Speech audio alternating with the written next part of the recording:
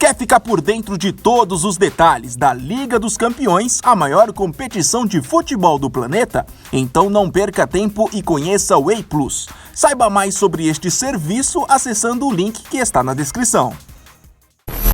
Olá pessoal, sejam muito bem-vindos ao canal Gol de Canela.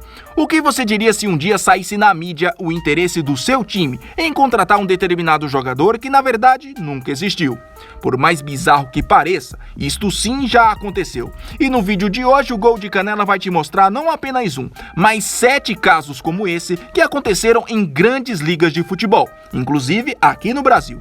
Confere só!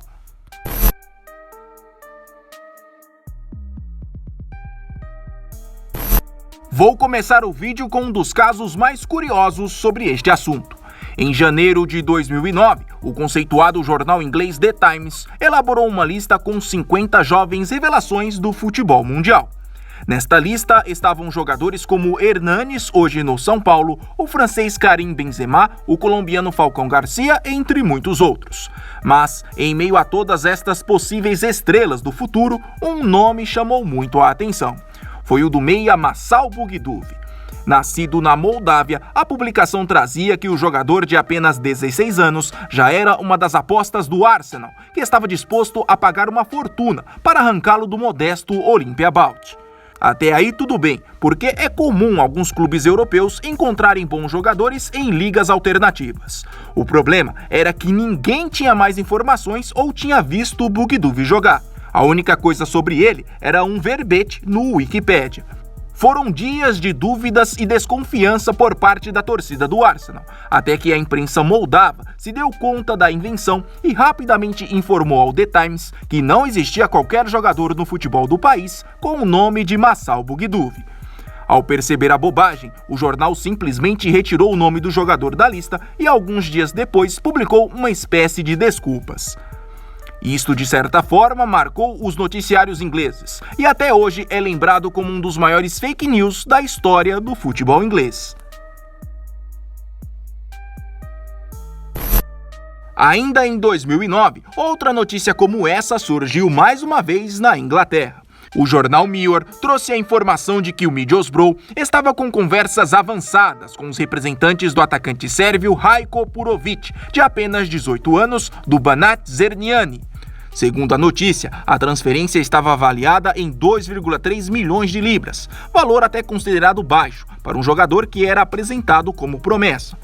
Mas com o passar dos dias, logo se descobriu que tudo aquilo não havia passado de uma brincadeira. O autor da invenção, Leon Ward, um eletricista inglês de Middlesbrough, que decidiu criar o jogador para animar a torcida do time. Ele fez um perfil no Wikipedia e usou imagens do jogador Milan Smiljanic, um sueco naturalizado sérvio que não tem uma carreira muito conhecida na Inglaterra. Assim como no caso de Bugduf, essa notícia de Purovic até hoje é motivo de muitas piadas lá no futebol inglês. Mas não foi só em 2009 que o futebol inglês foi vítima de notícias como essa.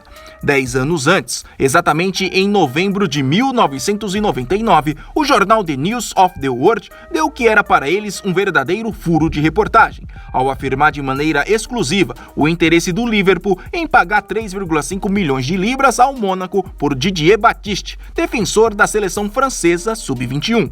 A notícia pegou muita gente de surpresa, fazendo todos rapidamente buscarem informações sobre quem era este jogador. Porém, não demorou muito para alguém muito atento à programação da TV inglesa na época perceber que este tal de Didier Baptiste era na verdade um personagem de uma série chamada Dream Team, que narrava a história de um time fictício chamado Harchester United. Enfim, só por curiosidade, o nome do ator que deu vida a Didier Baptiste e que serviu de inspiração para o falso jogador é Sacha Krumpeter. Ele infelizmente já faleceu, vítima de um acidente de carro aos 33 anos em 2005. Agora vamos para a Espanha, quando em agosto de 2010, um jogador uruguaio chamado Nestor Corratelha, revelado nas categorias de base do Danúbio, foi anunciado por parte da imprensa espanhola como novo reforço do Villarreal. Segundo as informações, o negócio custaria 3 milhões de euros. Mas essa transação chamou a atenção não pelos valores. A questão é que dias depois descobriu-se que esse tal de Corratelha, na verdade, nunca existiu. O jogador e a venda foram frutos de invenção de um grupo de internautas que fizeram apenas uma brincadeira. O engraçado é que estes brincalhões que inventaram este personagem até colocaram aqui no YouTube um vídeo, aliás de péssima resolução, com possíveis gols e jogadas do atleta uruguaio. Agora escute uma coisa, se você acha que o futebol brasileiro nunca seria vítima de um caso como esse, está muito enganado. Em dezembro de 2011, foi anunciado o interesse do Grêmio em contratar o jovem Bruno Camargo, atacante do Chelsea B de apenas 19 anos. Com verbete no Wikipedia e vídeos com gols aqui no YouTube, o possível reforço do Grêmio logo tomou as redes sociais. Mas toda esta especulação veio abaixo, quando se descobriu que, na verdade, este tal de Bruno Camargo nunca existiu.